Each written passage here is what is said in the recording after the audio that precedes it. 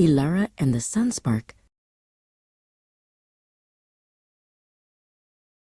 In the corner of her backyard, Elara was busy digging for buried treasure. She didn't find gold coins or old keys, but she did find something better. Tucked beneath a clump of clover was a pebble that pulsed with a soft, golden light. It felt warm in her hand, like a tiny piece of the afternoon sun. Suddenly, the pebble hopped out of Elara's hand.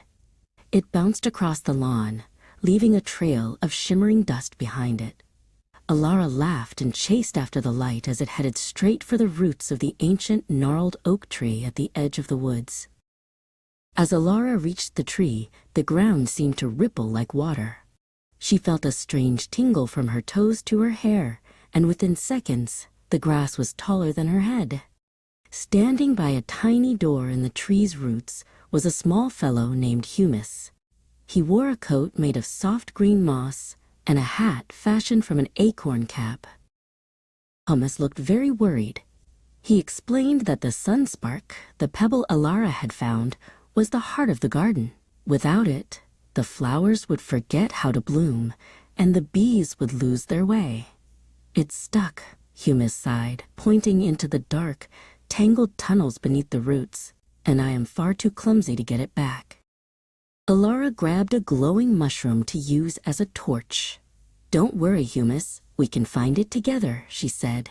They stepped into the tunnel, where the air smelled of damp earth and sweet nectar. The roots above them looked like the ceiling of a grand, woody cathedral. Deep inside the roots, they found the Sunspark. It wasn't lost. It was caught in a shimmering silver web. A large spider named Ariadne sat nearby, her 8 eyes sparkling like dew.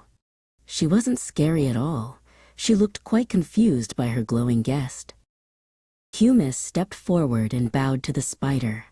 "Miss Ariadne, we need the spark to wake the garden," he explained. Ariadne tilted her head. She hadn't meant to trap the light. She just thought it was a very bright star that had fallen into her home. She reached out a long, fuzzy leg to help. With a gentle tug from Elara and a snip from Ariadne's silk, the Sunspark was free. It burst with a brilliant light that filled the underground cavern. Humus cheered, and even the roots seemed to hum with happiness. The spark began to float, drifting back toward the entrance of the tunnel. Back at the little wooden door, Humus turned to Elara. He reached into his mossy pocket and handed her a tiny silver whistle. "If you ever want to visit the world beneath the roots again, just blow this," he whispered. "The garden will